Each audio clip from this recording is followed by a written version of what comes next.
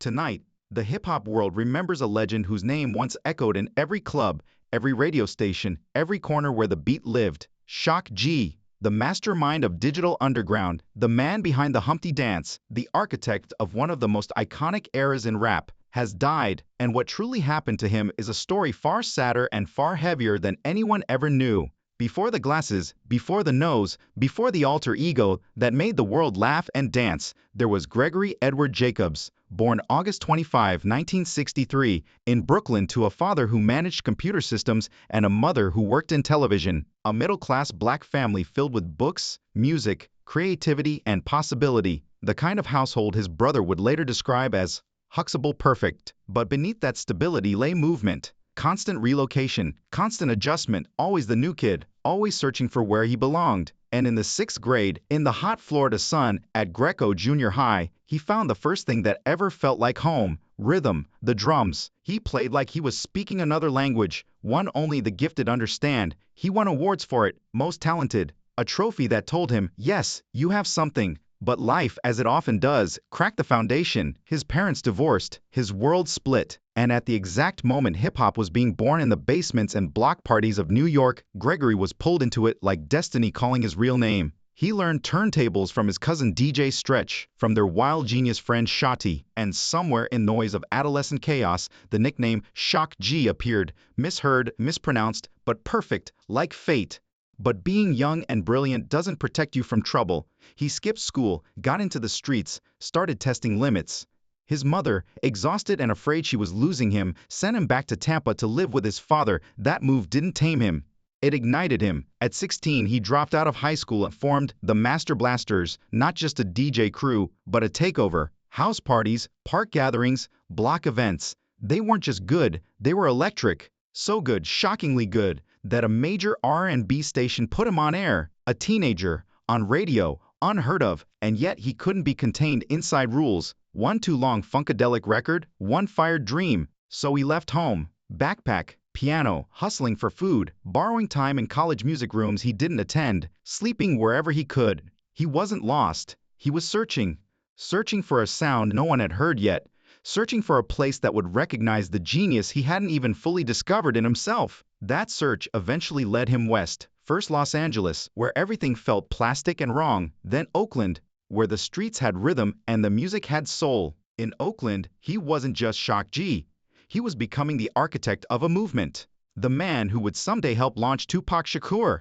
But behind all of that brilliance, behind every laugh, every dance move, every beat that made the world move, there was a wound, a conversation, a guilt that would haunt him for 25 years. And that guilt, that one moment in time, would be the thing that slowly, quietly, tragically destroyed him. And that is where the real story begins. He took a job at a small music shop in San Leandro, stacking keyboards and dusting drum machines no one knew how to use, all while carrying a secret vision that was burning too bright to stay hidden. Oakland was different. It wasn't polished like Los Angeles, and it wasn't cold and competitive like New York. It was alive. It was jazz horns from open windows, funk bass lines shaking the pavement, graffiti creativity on every abandoned brick, poets and hustlers and dreamers sharing the same air. And in that raw, unfiltered atmosphere, Gregory finally felt like he had found a place that saw him. Then, in 1987, fate walked into the store wearing work boots. A customer named Jimmy D. Wright dropped several $1,000s on recording equipment, but didn't know the first thing about how to make it sing. Gregory made a deal that changed his life. I'll teach you the gear. You give me the studio. That night, the two of them sat in a dim room lit by one buzzing lamp, recording onto a 4-track machine like their lives depended on it. They made underwater rhymes. They made Your Life's a Cartoon. They didn't just make songs, they sparked a movement. Jimmy became Chopmaster J. Gregory was now Shock G. They called the crew Digital Underground. He brought in his brother from Tampa, Kenneth Waters, and together they created a sound that was playful, funky, surreal, and brilliant, something hip-hop had never heard before. For over a year, every label turned them down, but they didn't break. In 1988, they pressed their own vinyl, drew their own artwork, hustled their own shows, and Oakland listened. Then Tommy Boy Records called. And in that moment, the world shifted. Dow What Ya Like cracked MTV when no one believed rap could. And then came the moment. The one that would forever seal Shock G's name into the DNA of hip-hop. 1990, The Humpty Dance, a joke that became a cultural earthquake, a character with a fake nose and glasses that somehow felt more real than half the industry. I Once Got Busy in a Burger King bathroom became a national chant. The song went #1 on rap charts, #11 on pop charts, platinum albums, Grammy nominations. Overnight, Shock G became the funkiest genius in America. But this is the part the world never saw. While people laughed, danced, and celebrated him, Shock G was slowly being split apart by his own creation. Shock G, the serious musician. Humpty Hump, the clown king. Greg Jacobs, the quiet kid still trying to figure out where home was. He was all three, and none of them. The personas that entertained the world began to fracture the man behind them, and in the silence after the applause faded, he reached for the only thing that numbed the chaos: drugs. The same creativity that made him a legend was now eating him alive, and everyone around him thought he was still smiling. The relentless touring, the sleepless studio nights, the pressure to always be brilliant, always entertaining, always larger than life, slowly began crushing a man who was, at his core, gentle, introspective, and deeply sensitive. While other artists leaned on friends, managers, or therapists, Shock G turned inward, drowning the noise of fame with substances that numbed the weight pressing on his spirit. His friends saw the shift long before the world did: the late-night disappearances, the hollowed eyes behind the mask of laughter, the way his creativity would explode into genius one moment and collapse into silence the next. But in a culture where excess was celebrated and pain was hidden under neon lights and backstage bravado, addiction blended in too easily. And Shock wasn't just using, he was studying the drugs, analyzing how each chemical altered his imagination, chasing a high that could replicate the surreal magic of his alter ego Humpty Hump. It was intellectual, artistic, and dangerous. And while the world danced, the foundation of tragedy was already taking shape, but nothing damaged him more than Tupac. Their bond wasn't just musical, it was brotherhood, mentorship, love, and prophecy intertwined. When the 19-year-old firestorm named Tupac joined Digital Underground, Shock took him in, taught him, protected him, believed in him before the world did. They laughed together, created together, rebelled together, until the night Shock pulled Pac aside and whispered a warning that would echo through his mind forever. "There are hits on you. 4 people are paid to kill you. Take my keys, hide, live in my condo, stay safe." And Pac, with that wild brilliance and tragic fearlessness, just stared back and said, "You don't get it. I don't care." Then turned away, flashing that half smile, that defiant spark, the last signal before fate moved in. So when the bullets finally found Tupac in Las Vegas, when the world went silent and the hospital machines kept time where music once did, Shock G didn't just lose a friend. He lost a part of his soul. He replayed that conversation for 25 years, every night, every tour, every quiet moment spent alone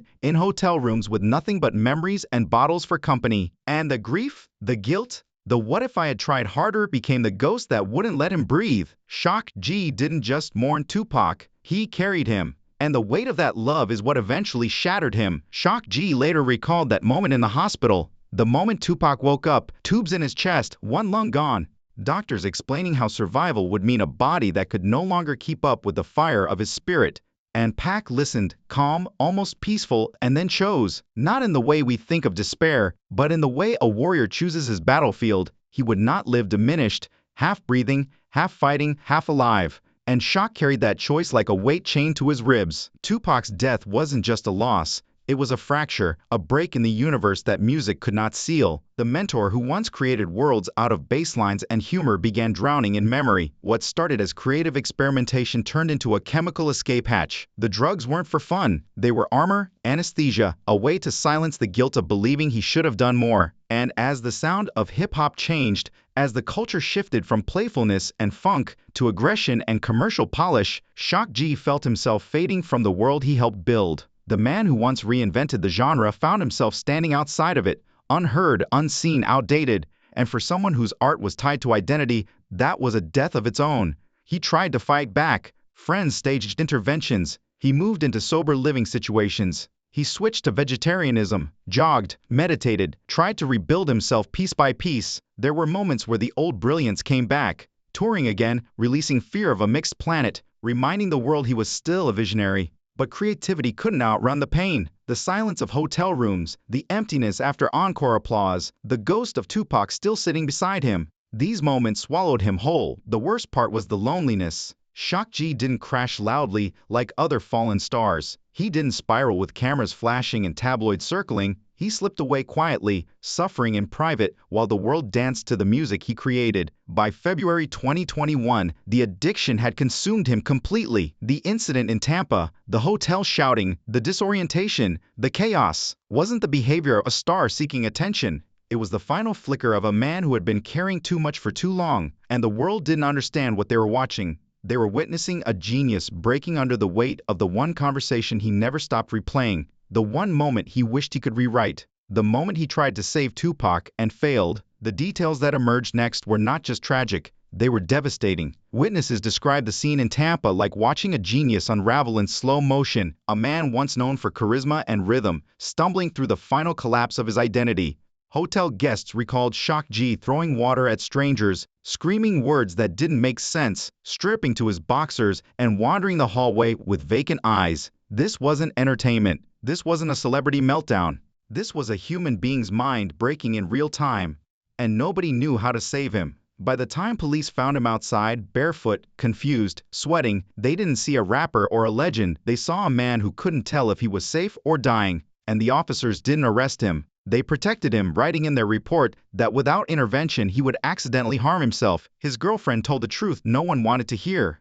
Meth, paranoia, disassociation, a reality he could no longer hold on to. And still, the world shrugged. 5 weeks later, another incident, darker than the last. Inside a California pizza kitchen bathroom, Shock G reportedly pressed a woman he cared about against a wall, covering her mouth and nose during an argument. This wasn't the playful Humpty Hump. This was a man drowning and pulling others down with him. And even then, no charges. Just another opportunity to pretend it wasn't that bad. Another chance to avoid saying the word addiction out loud. The clock was ticking and nobody stopped it. By April 2021, Shock G was living in a cheap Florida hotel. The kind where the air conditioner rattles and the curtains never fully close. A legend reduced to silence in room 348. He missed checkout, that's all. That's what triggered the final discovery. Not a welfare check, not a phone call from a friend. Checkout time. The manager knocked, no answer, used the master key, and found a man who had once electrified the world lying still, alone, gone. No entourage, no cameras, no applause, just a quiet room and the weight of everything he carried finally too heavy to hold.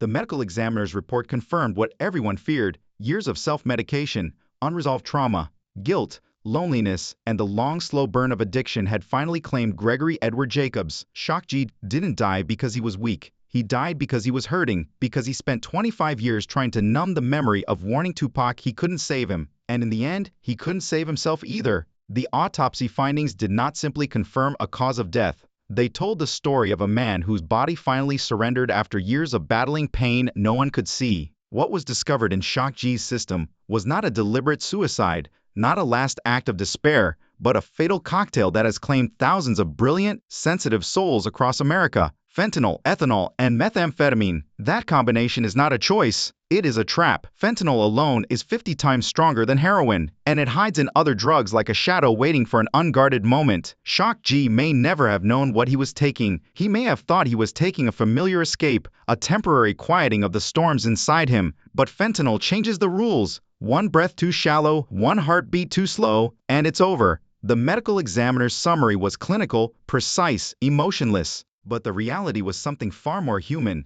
A genius who once moved stadiums with laughter and rhythm, now lying alone in a budget hotel room, the world unaware that one of hip-hop's great architects had just left it. Staff said he seemed fine the day before, smiling, walking normally. That's how addiction hides. Behind moments of calm that trick everyone, even the one who is suffering. There were no goodbyes, no final posts, no staged final phone calls, just a silent collapse at the end of a very long fight. His family's first statement said the cause was unknown, not because it truly was, but because the heart doesn't accept what the mind already knows. They had watched him try to climb out of the darkness so many times that the final fall felt unreal, and when the news hit the hip-hop community, the shock was instant and heavy. This wasn't just another artist, this was the man who made the world dance and think at the same time. The visionary who introduced Tupac Shakur to the world, the creator of the Humpty Hump persona that blurred the line between satire and genius. Tributes poured in like hymns, mixing celebration with grief. At the funeral in Tampa, friends and fans stood in silent disbelief as his legacy played out in photos and music and stories that made people laugh through tears.